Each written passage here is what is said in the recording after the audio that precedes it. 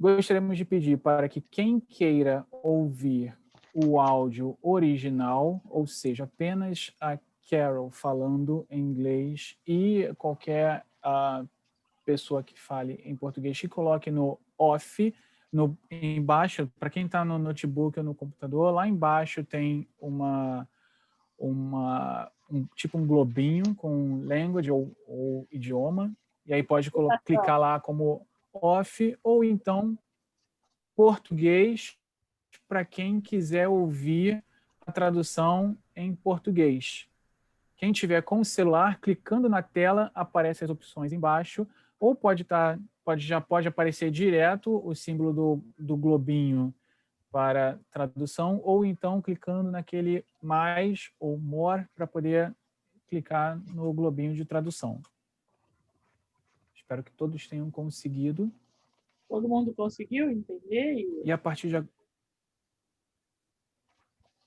Encontraram, né?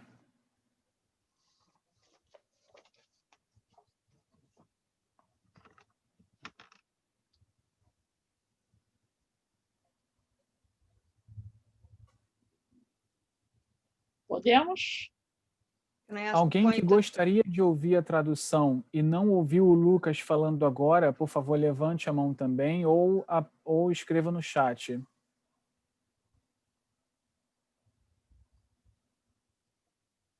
Perfeito. A Hermana apareceu. Vou começar a gravar e a partir de agora... I have one technical question. Sim. Yes? Yes. Will there be a break, or what is this block of time straight? I think it's only 2 hours. I think it's enough. But if you want a break, we'll make a break. No. I'm fine. Happy with that. Just keep going. Okay. So now I'm going to present my friend Carol. Lucas, eu vou apresentar em português e você traduz então, tá bom? Para ela, ok? Então, minha gente, eu tenho assim, o maior prazer em fazer a abertura do primeiro encontro internacional, dos encontros internacionais, desse projeto da Conexão Formativa, né? Então, a minha amiga, que era o Wolter-Gustafson, está inaugurando esses encontros internacionais com um tema muito instigante, muito atual: feminismo e poder, desde Rogers. Desde a época do Rogers, o que Rogers falou sobre isso, até os temas atuais, né?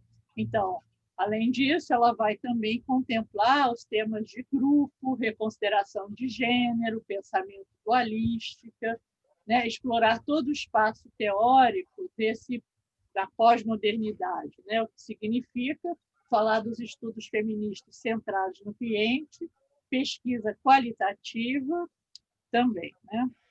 A Carol Wolter-Gustafson é uma psicóloga, tem doutorado pela Universidade de Boston, ministra cursos de pós-graduação em teoria e prática centradas no cliente, também de fundamentos filosóficos da educação e de desenvolvimento humano.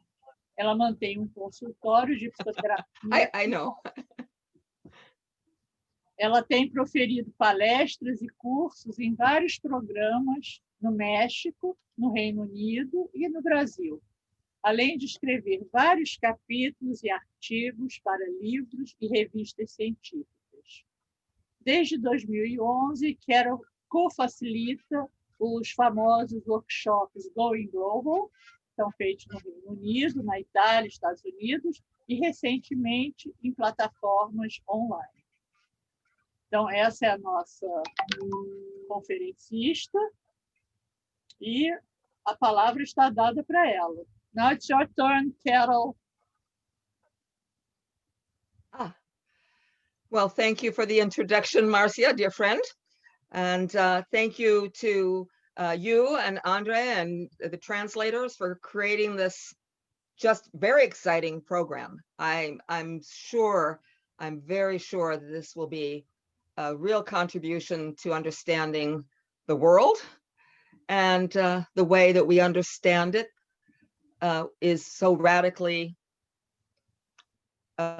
affected by our understanding of the client-centered, person-centered approach with Carl Rogers and all of his colleagues that have added over the years. So thank you very much for this invitation. I'm very honored. And keep going? Keep going? Yes? Just okay. Okay. Make some breaks because to help the translation. Froze. I'm froze. Can't hear Marcia. Just now you're back. Okay, just slow down sometimes in order Lucas can follow you. Okay. Yes. And I'd invite everybody, welcome, hello, everybody, to raise your hand and just go like this or something to tell me to slow down, and I will see you and I will try to slow down. Okay? Okay. Also, it's a challenge to speak in a way that will be clear, even in my own language, with issues that are as complex as the topic for today. It is philosophical, it is theological, it is psychological, it is biological, it is conceptually laden with, conceptually heavy with meanings and understandings and books and books and books and books and lived experience since time began. So I would really also welcome someone to say, wait a minute, can you describe a little bit better what you're talking about here? Okay, because these things are related, and I've been working with them so long, it could be that I will open too many boxes at once. Okay. So what I would like to do is I would like to start by saying everybody here has a lot of experience in gender, being in a gendered body, no matter what that looks like or feels like from the inside or the outside. Everybody has their own lived experience. And so you are starting, all of us, by necessity. We're starting from our own lived experience.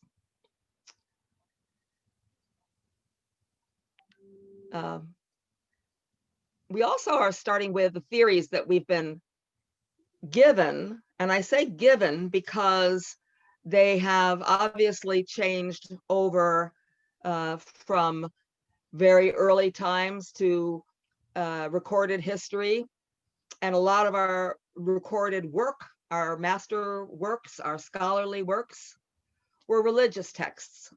They came from all the sacred books, and those sacred books, no matter pretty much through history, those sacred books were written about the word of Allah, God, Yahweh, whoever, as some acknowledgement of truth. They are also written, transcribed by male persons because they were the ones that learned to read and to write. And they were the ones that were allowed in universities. And they were the ones that selected from the world that they saw naturally and how they interpreted the world. And that is always contextual. We're always in the context of the society that we are in. Not only the society, but the cultures, the religious groups,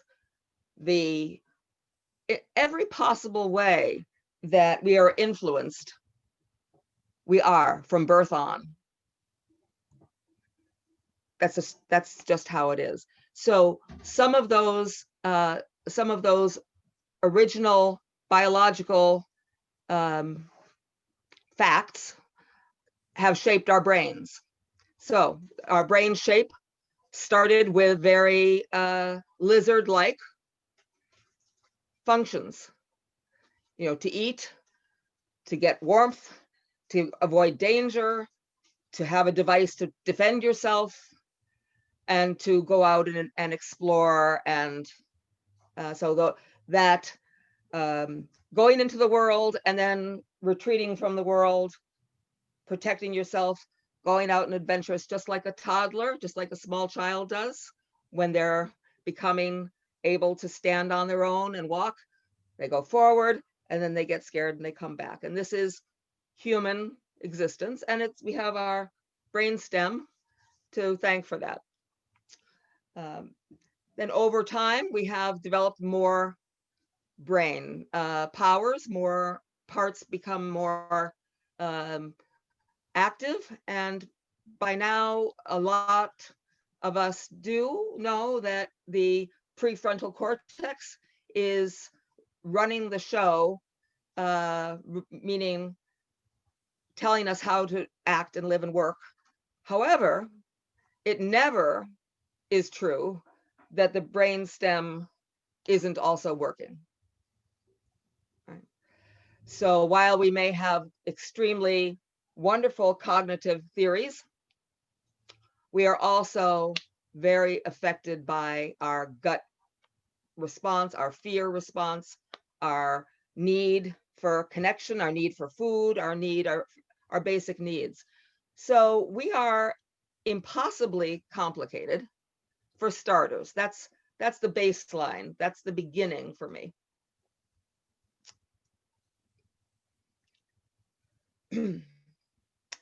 Now, when I think about doing something like this, I think, well, first of all, I'm very grateful that Andre and Marcia have created this program and invited me to do this topic, and how wonderful I get to review my materials. And then it turned from gratefulness to, why doesn't Marcy like me anymore? This is an impossible thing to do. What, she's giving me 2 nights? Come on, forget it. I've lived a whole lifetime, and good luck. I want to say good luck and to me and to you. So here's my solution for this impossible thing. Thank you very much. My thought was I would start with the context that Rogers grew up in. And if it's review for a lot of people, I'll be short with this section.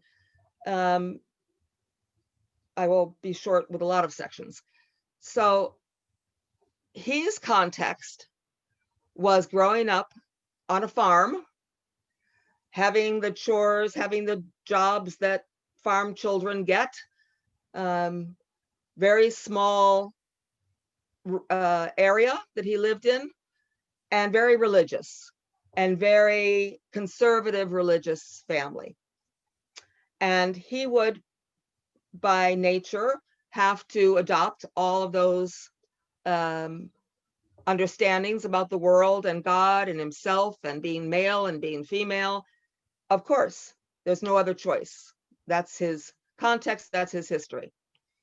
The thing is, something very, very big happened to him when he was a very young man, older teenager, young man area. And his leadership skills were seen as pretty extraordinary. And he was invited to join this very prestigious group from the Young Men's Christian Association, the YMCA, that already saw that he was very interested intellectually into modern agricultural farming techniques and learning many scientific facts and areas of study and applying them to his own experience. So the thing he was invited to happened to be in China, okay?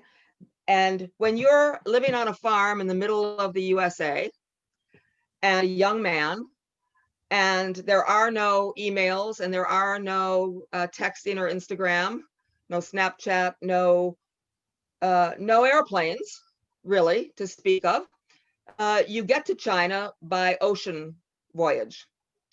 And so he had a long time and a full ocean to cross before he got to China. He had experiences there that were very unlike his hometown, and it changed him drastically. It certainly gave him a clear understanding that his way of looking at the world was only one of many. Radically opened his mind. Here were people who didn't believe any of the things that he did or some of the things that he did, and they were all having a nice life. And it was, I can only imagine what that was. So changed his theory about human beings, and with those learnings that he was doing in China. And by the time he was done with his meetings with other dignitaries and his colleagues, who were young people also, were men, but they were also became leaders of various fields in the United Nations and other things. So it was a very distinguished group. So he comes to the realization that his knowledge is partial and that he needs to learn to hear and listen, to learn to respect the framework of another human being and another culture. And you can see how deeply that affected him if you know something about the person-centered approach. Okay. So he says that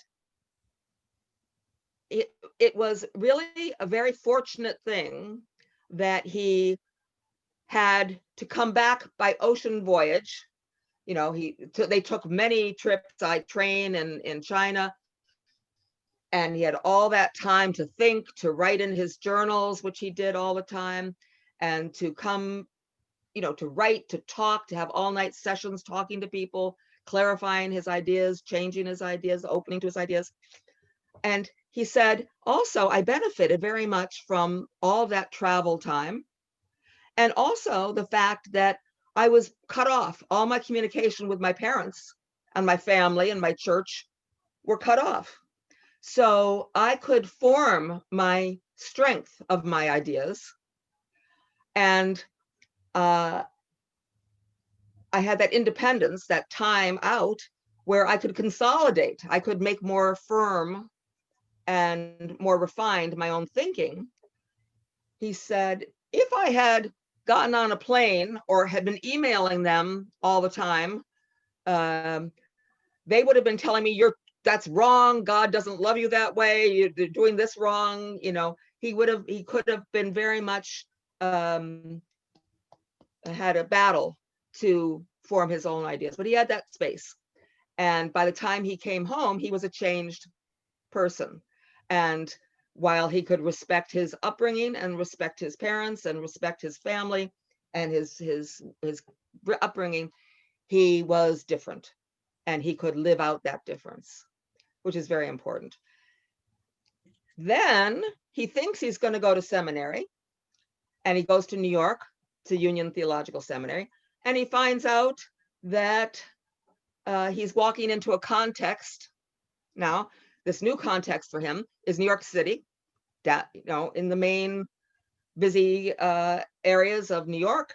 And at that time, in the 30s and 40s, I forget the exact date he arrived, but in that period, it was a very progressive place.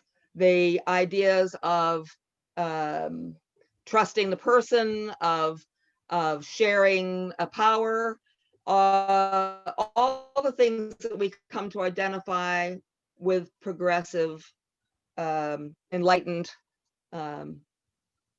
thinking were very, very, very strong, and especially in New York during that time where he was immersed.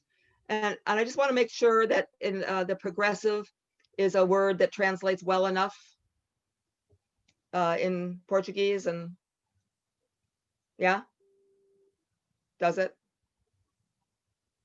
Yeah, okay. Okay. So there are also very clear tensions for Rogers between the worldviews that he was always constantly updating, and of course about gender. And here he is at a seminary, and a Christian seminary, and here's where we start a context of all of academia, all of scholarship, whether it's in Islam or Judaism or Christianity. These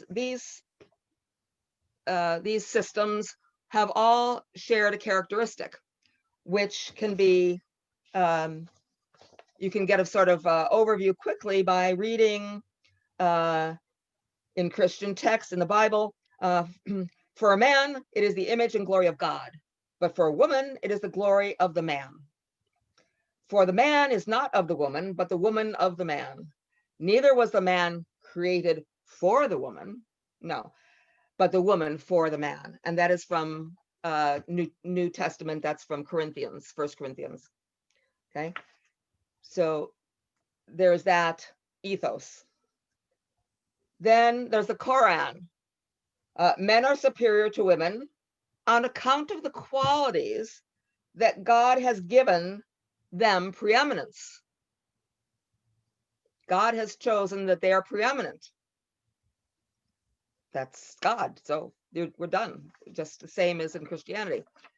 And for Judaism, the message is in the morning prayer is, blessed art thou, O Lord our God, King of the universe, that I was not born a Gentile, not a blessed art thou, O Lord, King of the universe, that I was not born a slave. Blessed, O Lord, King, O Lord our God, King of the universe, that I was not born a woman. Okay, so there is something in the atmosphere and in scriptures that have this understanding of the world.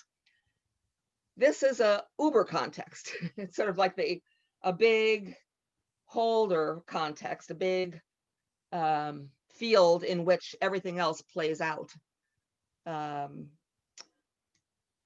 So in the 1940s and 50s and 60s, some of you may know that psychology was relatively new field, okay? Everything before that had been provided, the qualities have been provided by either spirituality, religion, philosophy, how to be a good human being, how to live. We're all the domain, all the house of philosophy and theology, etc. Okay. Now, and the philosophy, of course, followed from theology because, again, theology was what the interpretation of God or the universal power, or however you call it, was interpreted and written through actual human beings that were male human beings in the context and the culture they were born into. So naturally, this is what was given. This was given text. Okay. Now, as the Enlightenment changed, I'm going to go through history very quick here, just to go catch up to people like Sigmund Freud.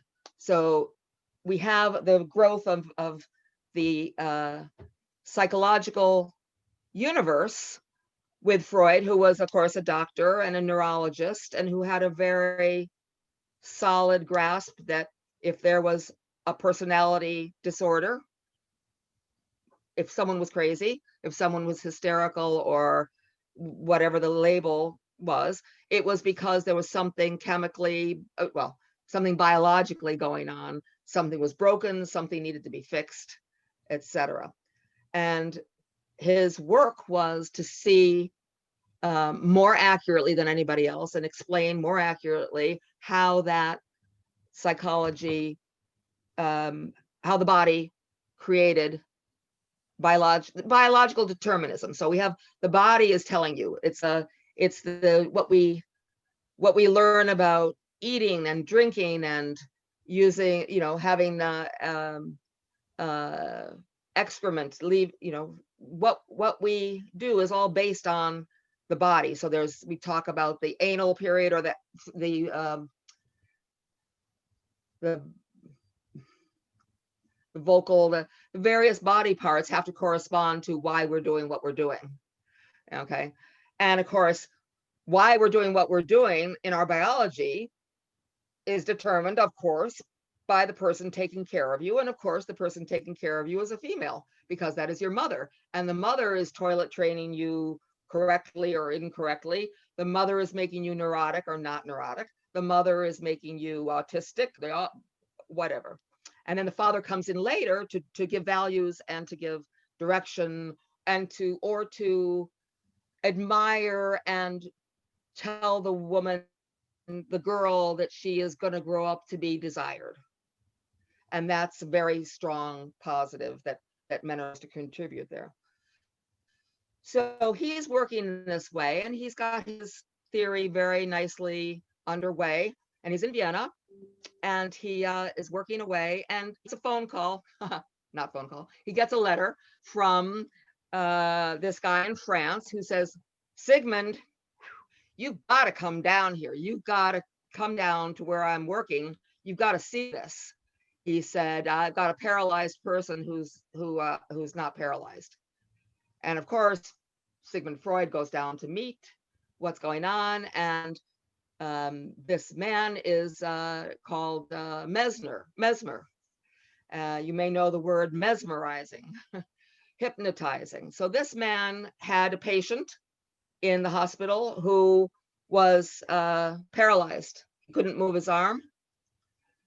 And under hypnosis, this new thing that Mesmer had learned about, he put the man under hypnosis and guided him, and miracle, he moved his arm. So this totally shatters Freud's concept that it's all mechanical. Something must be severed, something must be cut that doesn't work anymore. And now, whoa, how could that be? What's going on in the mind? And he starts really coming in on the unconscious. What's going on beyond the biological? And some would say, leave all the debates aside, some would say this is the beginning of modern psychology, psychiatry. Okay, so now we're looking at other undercover things. And how is this biological, and how is it psychological, and what is the difference, and what's the soul, and what's the body, and what's the, we're going to put that whole box here and put it way over there. So at the same time, we have people thinking in terms of, wait a minute, everything isn't biological. We learn things. We can train a dog. We can train animals to do things for us. So maybe we have to question that everything is biologically determined, which Freud had already had some change to his thinking. So, but the idea that we could really create by punishment and reward, by conditioning, by operant conditioning, by secondary conditioning, by all these behaviorist, what became to be the behaviorist school of psychology, that the power of training and education and making the proper conditions for behavior change, you could get what you wanted.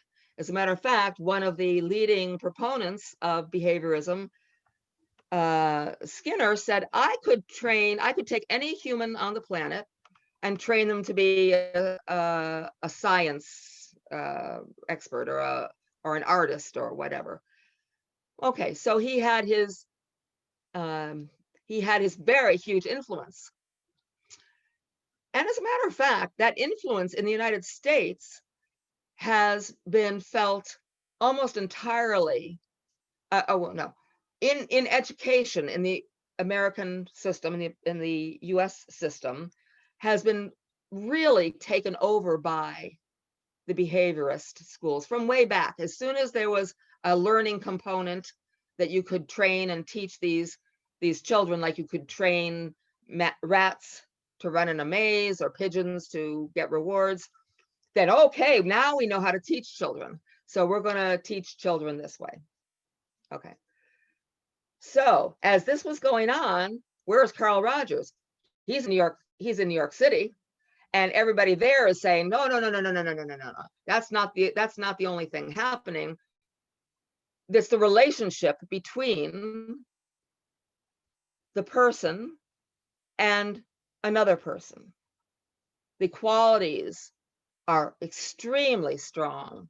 And if you gain the trust of a person, these things happen. So here they are battling it out for the understanding of what we are after we leave the stage where everything is seen to be either God's will or some spell or supernatural or some condition that you're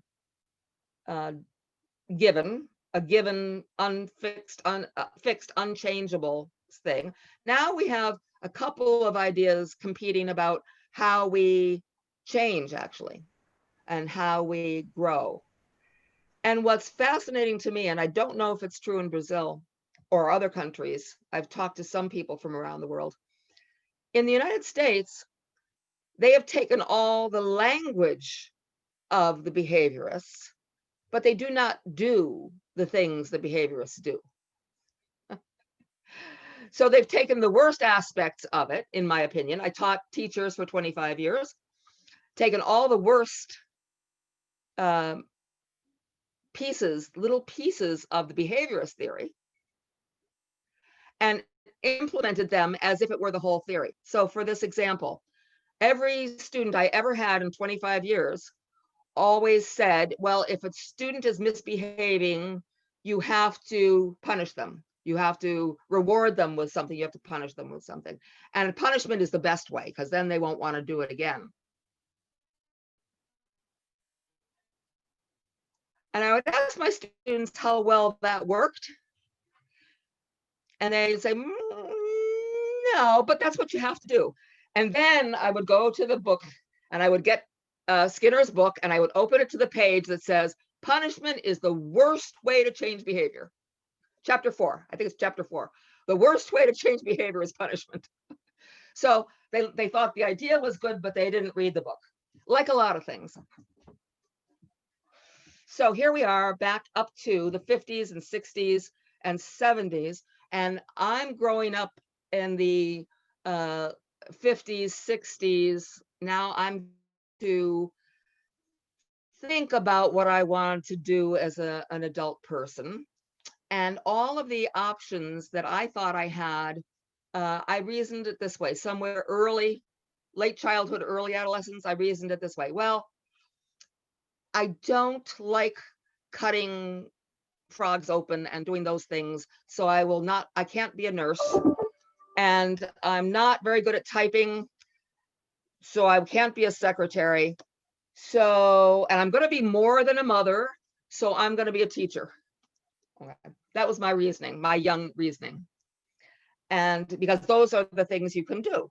There were always Madame Curie, you know, there was always that one person from the history books that helped her husband discover radium. But okay, so there are things, but not in my life, not around the people that I knew. They weren't doing those things. And even when I thought, well, I'm going to go to college. No, I don't want to stay home. And no, I'm going to go to college. And then I want to learn more. I'm getting a master's.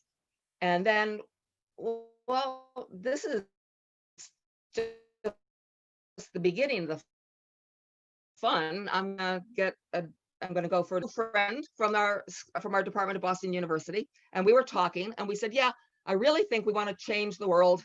And I think, education is a good way to do that. But we can't be a professor. This is my lifetime, not when dinosaurs were, walking the earth. This is, I'm not that old. And we said, because we don't smoke a pipe, and we don't wear tweed jackets, and, we don't. So how can we be professors?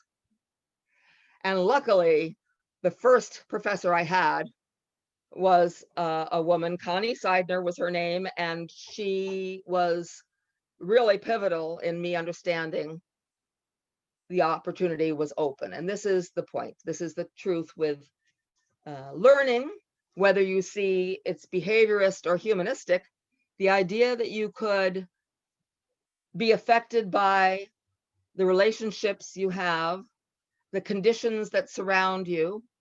If the opportunity says a person that is from your village or a person that is from your status or your caste or your nationality or your religion or what, a person like you, I'm a person like you and I am doing this. And this is always a wonderful gift to the next generation to do. So let's go back to Rogers in New York. And he crosses the street and he leaves Union Theological Seminary and he goes over to Columbia Teachers College, which is one of the two top education institutions in the country at that time, especially. So Columbia University. And he goes there. And a famous philosopher there was John Dewey. Anybody heard of John Dewey before? Anybody? A couple people? Yeah. So he was very influential in American education and philosophy, but he was of that progressive school. So he said certain kinds of things that experience, your lived experience, and how you understand the world, how you take in and apprehend the world, creates your understanding, your framework of the world. And if you're going to be an educator, it doesn't matter what fact you want to teach.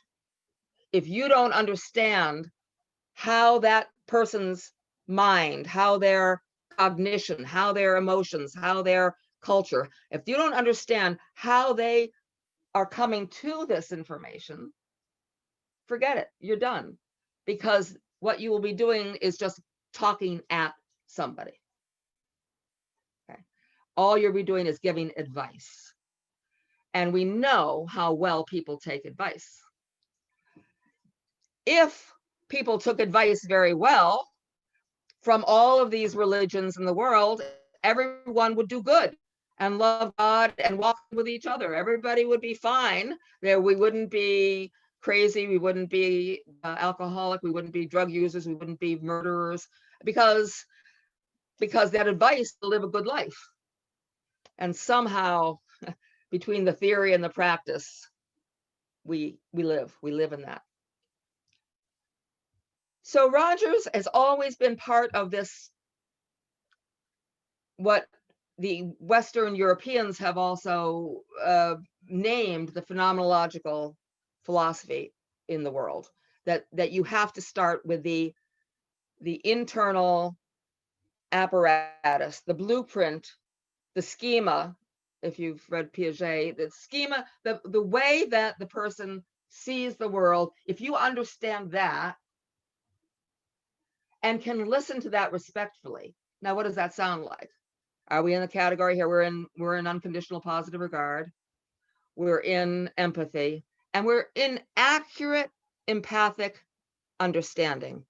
And I very much like the way the US psychologist Barbara Broadley spoke of this. She talked about accurate empathic understanding. It has to be very accurate. You know, if someone's father dies and you say, "Oh, I'm sorry, I know how that must mean to you." Well, you don't know at all how that must mean to another person, because maybe your father was a saint and their father was abusive. You don't know, but you think you know because you have empathy now, because you can say, "Oh, I can feel you." Well, but you're not accurate. You're not really accurate with understanding what that other person is experiencing. And you could say that that inaccuracy is what has caused, well, this is,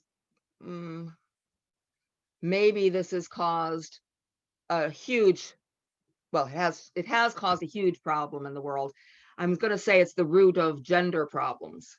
But I'll put that in a box and put that on the other side. We'll leave that over here.